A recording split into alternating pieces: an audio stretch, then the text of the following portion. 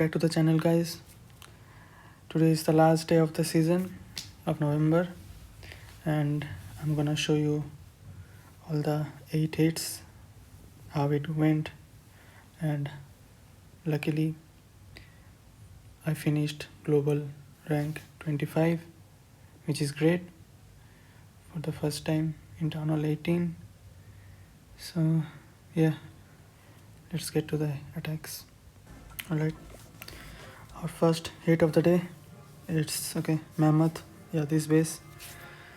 This is the new base, like they modified it, and I was thinking of taking out the CC and create little funnel, so I just went for the gear tower.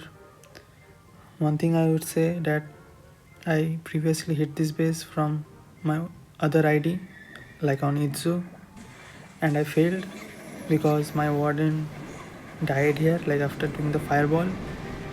When warden moved, the long shot was on him. I didn't notice. So here you can see I initially did the totem spell early so that there is no chance of that long shot to target my warden. Like you need the warden alive for the most of the part of the hit, then you will have a good chance of tripling.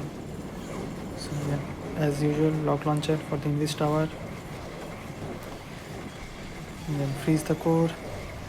I use the king ability to force some of my army to the core, and yeah, that was a bad invis on my part in the core. I thought it was a totem spell, but still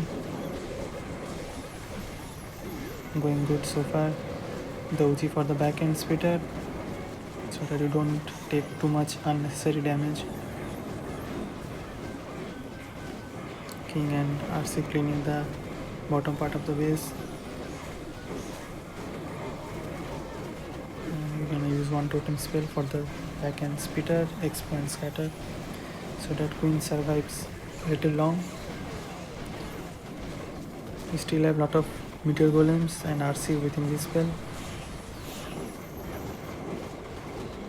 I mean, here could have argued like I could have used the invis spell for the RC instead of queen, but at the end it doesn't matter because we have a lot of meteor golems. But yeah, I think using the invis on the queen was the wrong move there. But yeah, GG.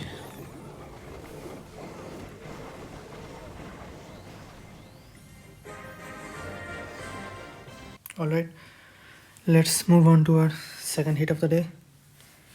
And we have the corner with this base. And when you see this base, you can see two spitters facing like towards the town hall. So what I usually do is try to avoid going behind the spitter because most of the time builders bait that. So here I'm trying to funnel this 3 o'clock section. It has a decent value. Also I missed the expo with earthquake, but it's okay.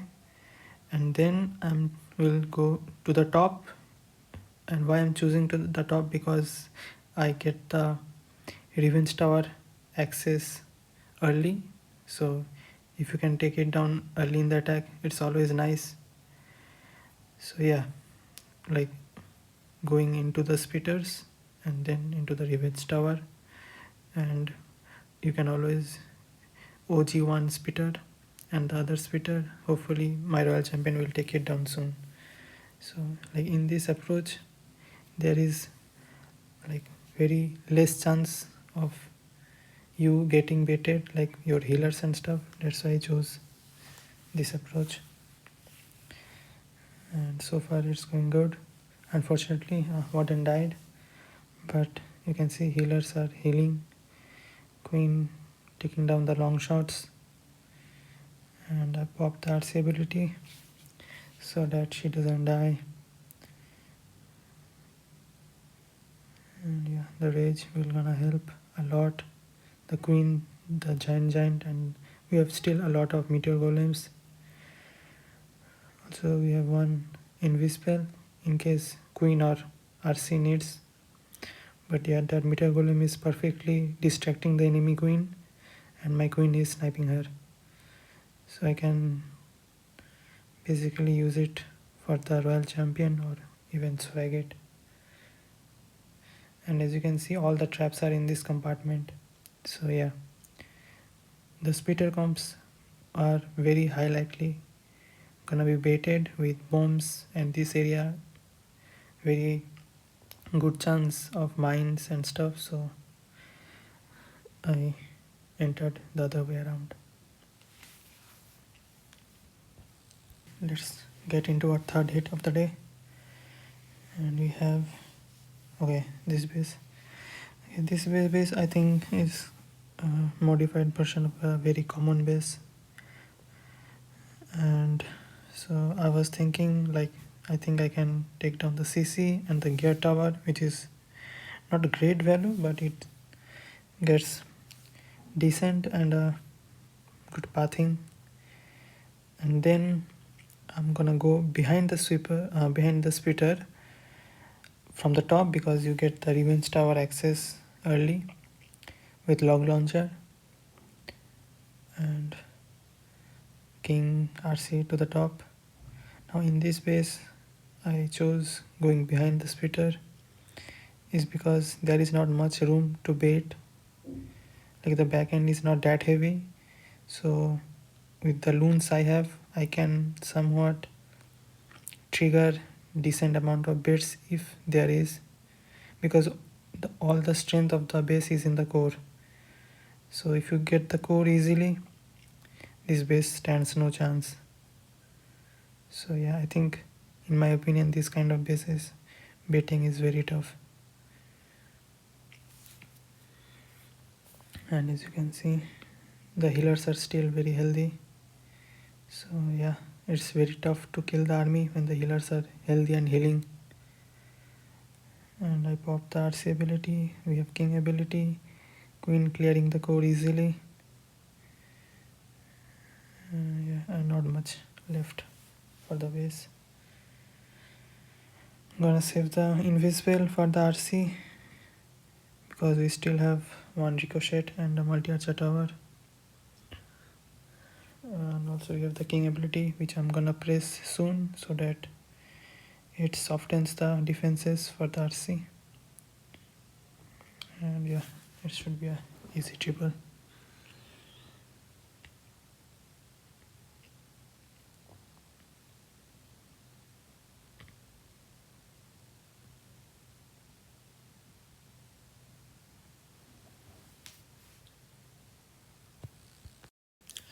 Let's get into our fourth hit of the day, and let's see. Okay, this base, yeah, this base, you can see there is very heavy top section with both enemy king and minion prince, also multi-archer tower, gear tower, and the merged wizard defense. So I was thinking of fireballing the multi inferno, which gives a very nice value and a funnel. But I did one mistake on this attack, which was not creating a good funnel for the queen. So she kind of walked outside the base, which resulted in a time failure, unfortunately. So yeah, I think in this attack, if I did the funnel in time and if the queen goes to the core, it should have been an easy triple. But yeah, also you can see at the top one meteor golem walking, which was unfortunate. But yeah, the king and the RC was a little late in my opinion. It should have been a few seconds earlier, and then meteor golem would have gotten a little more support in the core. But yeah, at least they secured the town hall, which was the most important thing in the attack, like avoiding monsters and stuff. So yeah, I raised them. Like I wasn't taking any risk of monster, so I just raised the healers and the meteor golem. And yeah, the lower section RC queen was doing their job. Unfortunately, I had to pop the queen ability as the mono was locked onto her.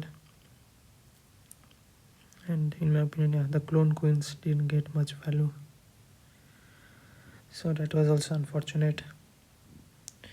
But yeah, since you can see we have king almost healthy with ability, and giant I think also very, yeah, I mean not very, yeah, I think yeah, he's very healthy. But the freeze, but yeah, the walls were the main problem for this attack. Like the king wasn't able to take down in time, as you can see. So yeah, it was a unfortunate time fail.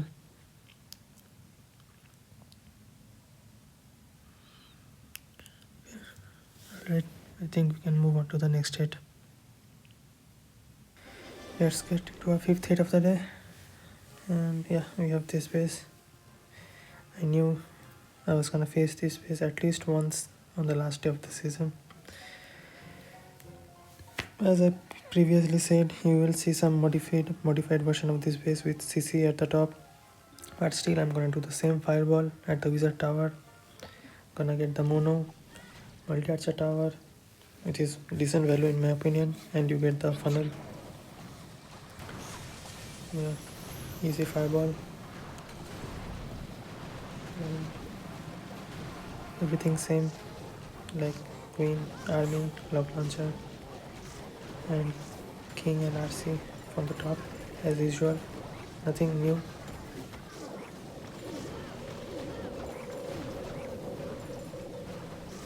You can see we are seeing some traps for the healers, but yeah, it wasn't enough. The funnel was made nicely and the timing was also good. Freeze on the revenge tower with rage and queen ability so that the core gets taken down quickly. Uchi the back end. Poison on the enemy CC. Yeah. So far looking good.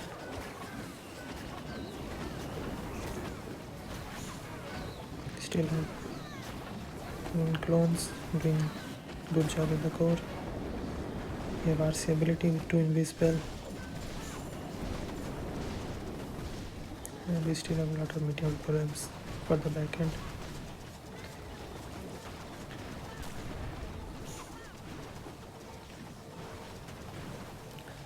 In this ways, the main thing is getting the funnel in the right time so that queen and the meteor golems goes in the core together.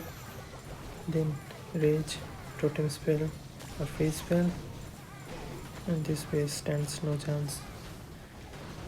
You don't need to do very high risk, high value fireball for this style of bases. Yeah. Alright, we move on to our sixth hit of the day, and we have this base. Like, I did a very stupid fireball, and that kind of costed me on this attack also, which was very frustrating for me since it was the last of the season. But yeah, it is what it is. You can see I was planning to fireball the rage, but yeah, the attacker was also expecting it, so it was kind of baited. I think I should have gone to the other rage tower and probably dropped the invis a lot earlier. But yeah, the fireball just went to the expo, which was it was unfortunate. And due to the rage tower not being taken down, I had to invest a lot of spell in this section only, since there is a max light beam and long shot and a gear tower and enemy king, so I wasn't having much spell support for the back end rage tower. But I think I still managed to get it towards 90%, I believe. So kind of got around 30 trophies from this, which is not bad. But yes, as you can see, the revenge tower was killing so many troops. And at the end, I think the revenge tower and the expo survived, and everything was taken down.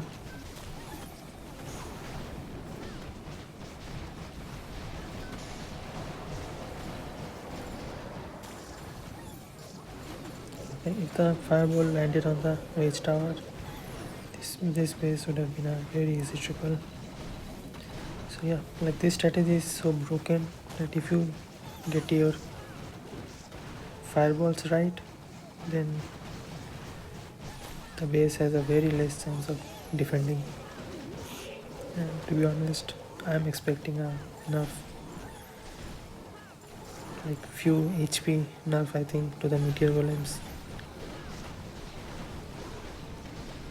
But yeah, till then we are gonna abuse it.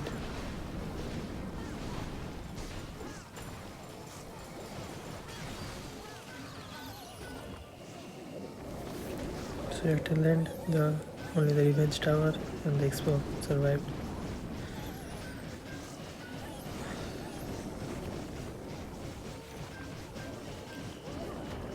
Okay, I think we can move on to the next hit.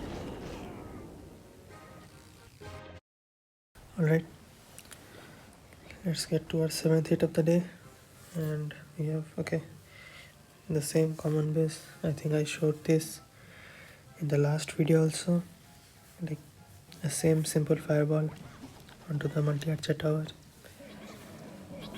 Should be fine, decent value, decent pathing, that's all you need.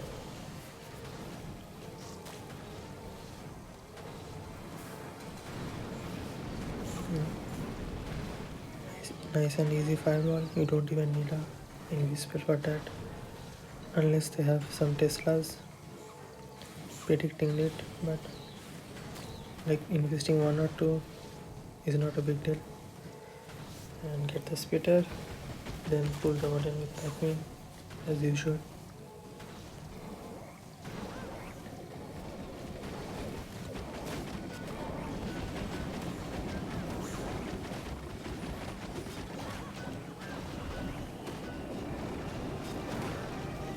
Like this guy was having a very strange CC, like minions and ice column, which was a little weird. But yeah, RC for the funnel, king taking down the enemy RC,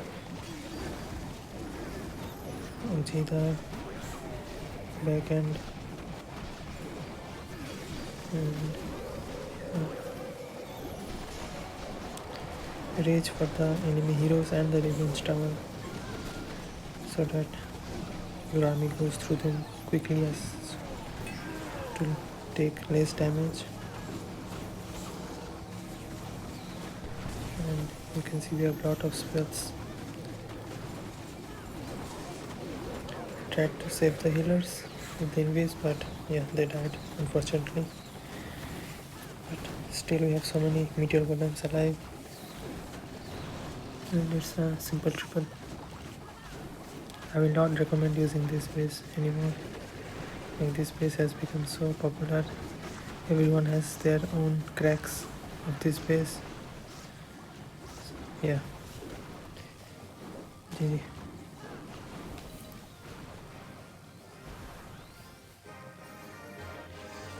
let's get into our last hit of the day. And okay, we have this base, which is very similar like the first base of the previous video, only it is not a invis core base but a double poison base. But my approach will be same, like fireball the mono area, and just instead of log launcher we're gonna use a troop launcher. And I'm choosing this side because again I get the revenge tower access as early as possible. And king and RC for the funnel.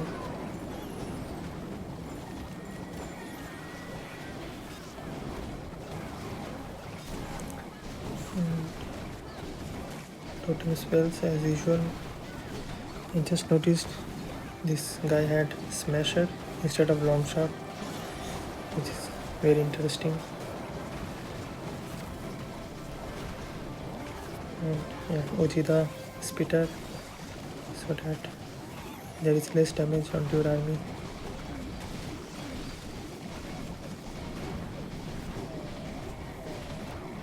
Hunter for the enemy king, also saving my royal champion. Try not to save her ability too much. It is better to use her ability early than losing her while she is in ability.